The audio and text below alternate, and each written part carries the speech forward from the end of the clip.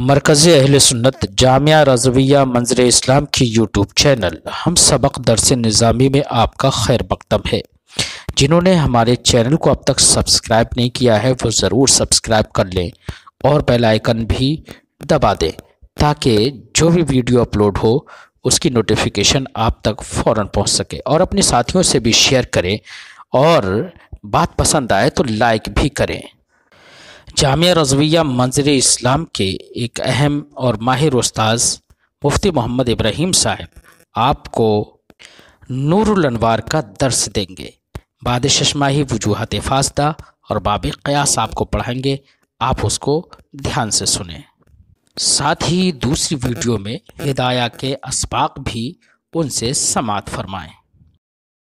بسم اللہ الرحمن الرحیم۔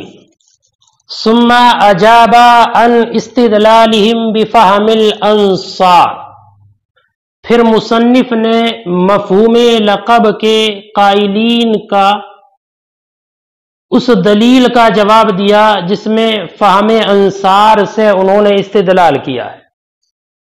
فقال، تو فرمایا، والاستدلال منہم بحرف الاستغراق،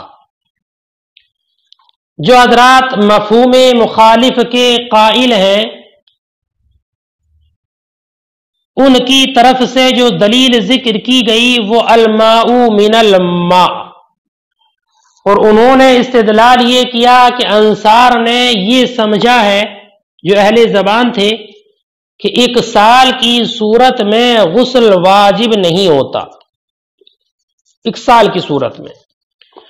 تو اس کے جواب کے طور پر مصنف نے یہ فرمایا کہ انصار مدینہ نے ایک سال کی صورت میں عدم وجوب غسل پر اس سے استدلال نہیں کیا۔ کس سے؟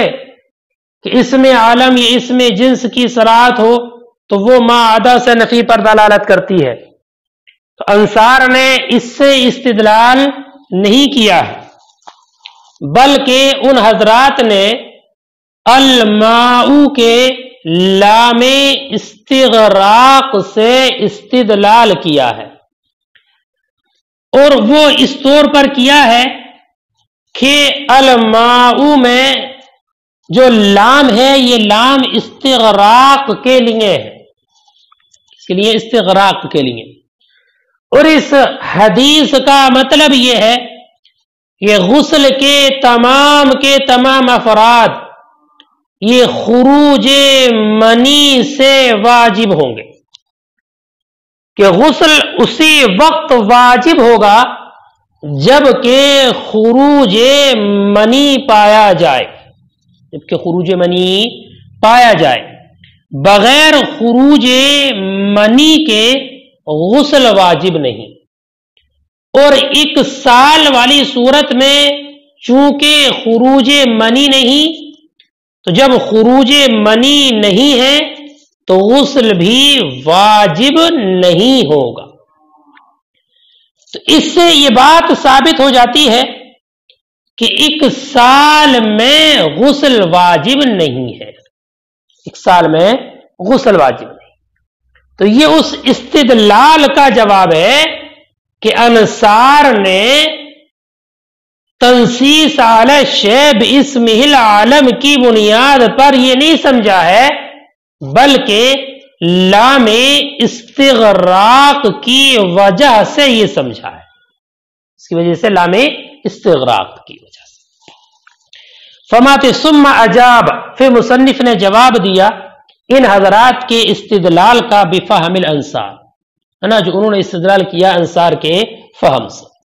فقال، تو مصنف منار فرماتے ہیں والاستدلال منہم بحرف الاستغراق، اور ان حضرات کا، ان انصار کا استدلال کرنا حرف استغراق سے ہے، اے استدلال بالانصار علی عدم وجوب الغسل، یعنی استدلال کرنا انصار کا عدم وجوب غسل پر، یعنی تو یہ غسل کے واجب نہ ہونے پر انصار کا استدلال ایک سال کے ذریعے غسل واجب نہ ہونے پر انما کانا بحرف اللام الذی हुआ लिस्तिग़राक़, ये हरफ लाम से है जो इस्तिग़राक़ के लिए है.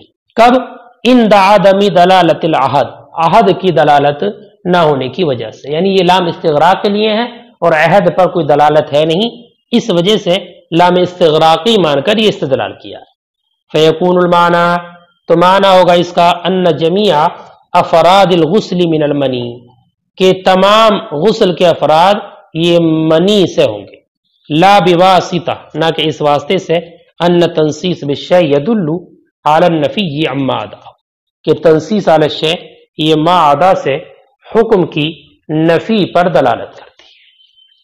तो ये जवाब हुआ इस इस्तिदलाल का जो बाद अशअरिया और हनाबला हजरात ने फहमे अंसार से किया है.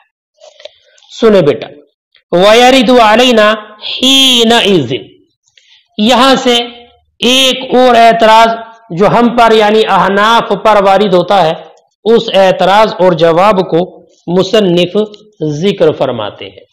सुने, एतराज ये होगा कि मज़कूरा हदीस पाक जो आपने पढ़ी अल-माउ मिनल मा, इस हदीस से ये बात साफ तौर पर मालूम हो जाती है कि एक साल की सूरत में गुस्ल वाजिब नहीं है, गुस्ल वाजिब नहीं है. चाहे तो आप आदमे वजूब गुस्ल को लामे इस्तिग़राक़ की वजह से माने, यानी ये कहें कि अंसार का इस्तिदलाल लामे इस्तिग़राक़ से था, तब भी यही समझ में आता है कि एक साल से गुस्ल वाजिब नहीं है. या जो इस्तिदलाल हनाबिला और बाज़ अशाइरा ने किया है उसको आप मान लें कि इसमें जिन्स पर सराहत के साथ हुक्म लगाया जाए तो उस सूरत में मा अदा से नफी होती है.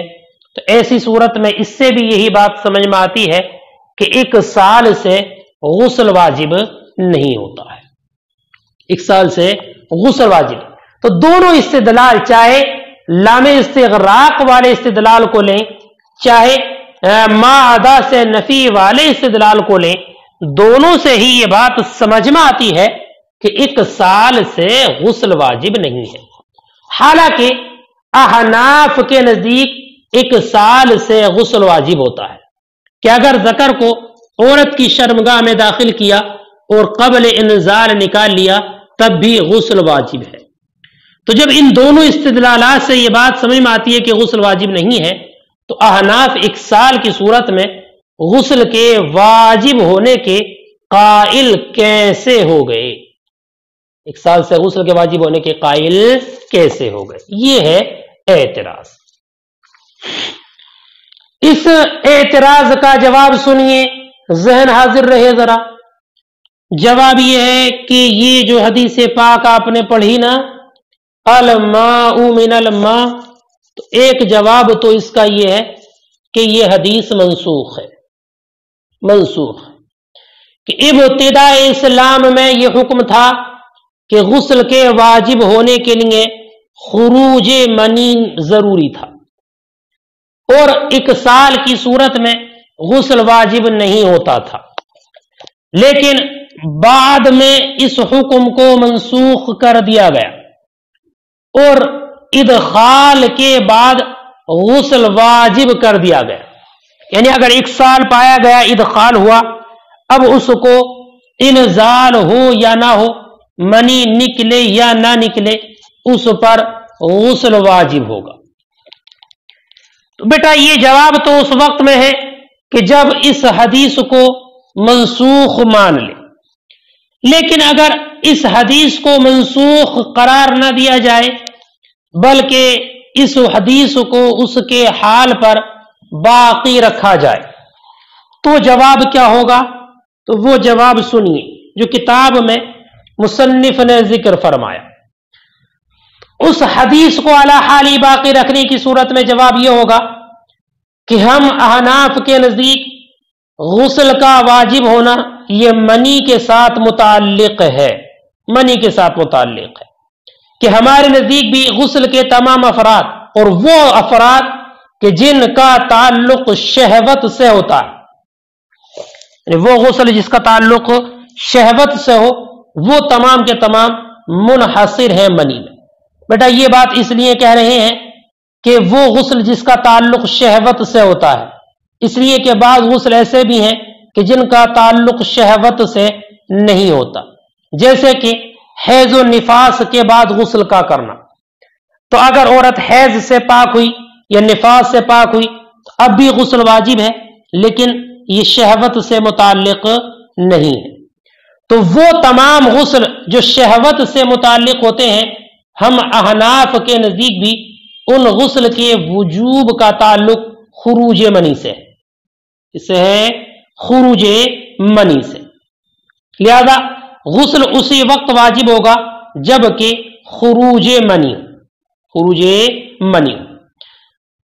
لہذا خروج منی کے وقت ہی غسل واجب ہوگا۔ کب ہوگا؟ خروج منی کے وقت۔ لیکن بیٹا یاد رکھنا منی کی دو قسمیں، ایک وہ منی جو کلی طور پر ظاہر اور باہر ہوتی ہے۔ ظاہر ہو یعنی ظاہر ہونے کا مطلب یہ ہے کہ نیند کی حالت میں یا بیداری کی حالت میں وطی کی وجہ سے یا غیر وطی کی وجہ سے انسان کو انزال ہو جائے، تو انزال ہو ظاہر طور پر اور منی خارج ہو، تو ایک صورت تو یہ ہے بالکل ظاہر ہے، ظاہری طور پر منی پائی جائے، اور دوسری منی کی صورت یہ ہے کہ منی کا خروج ظاہر طور پر نہ ہوا ہو، منی کا خروج ظاہر طور پر نہ ہو، ہاں البتہ دلالتاً اس کا خروج ہو گیا ہو، دلالتاً اس طور پر کہ منی کا خروج تو نہ ہو لیکن منی کے خروج کی جو دلیل ہے، وہ دلیل پالی جائے، اور منی کے خروج کی دلیل ہے التقاء ختانین۔ لہذا التقاء ختانین کو جب پا لیا گیا تو اس التقاء ختانین کو خروج منی کے قائم مقام دے کر اسی پر حکم لگا دیا گیا کہ اگر التقاء ختانین پا لیا گیا، خروج دخول پا لیا گیا، تو ایسی صورت میں اس پر وجوب غسل کا حکم بھی ثابت ہو جائے گا، غسل کا حکم بھی ثابت ہو جائے گا۔ تو التقاء ختانین وطی کے خروج منی کے قائم مقام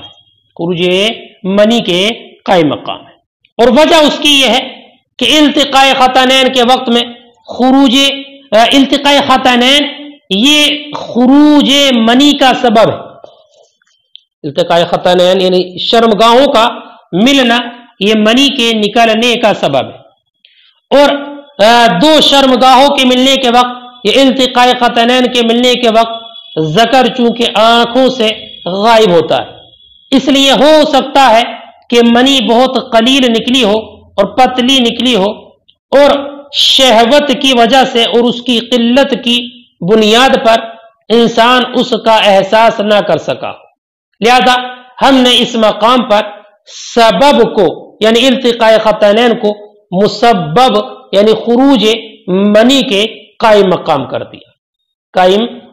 دیا، اور ایسے انسان پر صرف التقاء ختانین کی وجہ سے احتیاطاً غسل کو واجب کر دیا ہے۔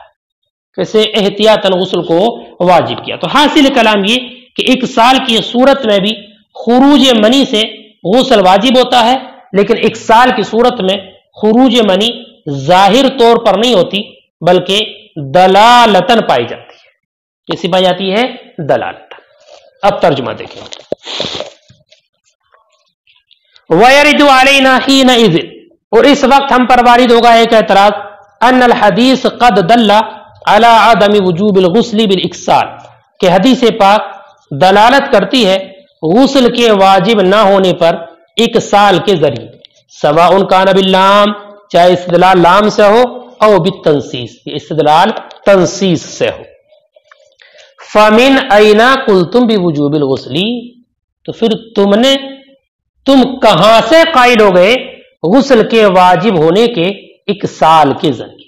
یہ اعتراض ہے۔ فاجابا، تو مصنف نے جواب دیا، وقالا، اور فرمایا، وَعِنْدَنَا هُوَ كَذَلِكَ، یہ ہمارے نزدیک ایسا ہی ہے۔ کیسا ہے؟ کہ غسل کا تعلق خروج منی سے ہی ہے ہمارے نزدیک بھی. کہاں؟ فیما یتعلق بعین الماء، ان صورتوں میں کہ جن میں غسل متعلق ہوتا ہے عین ماء سے.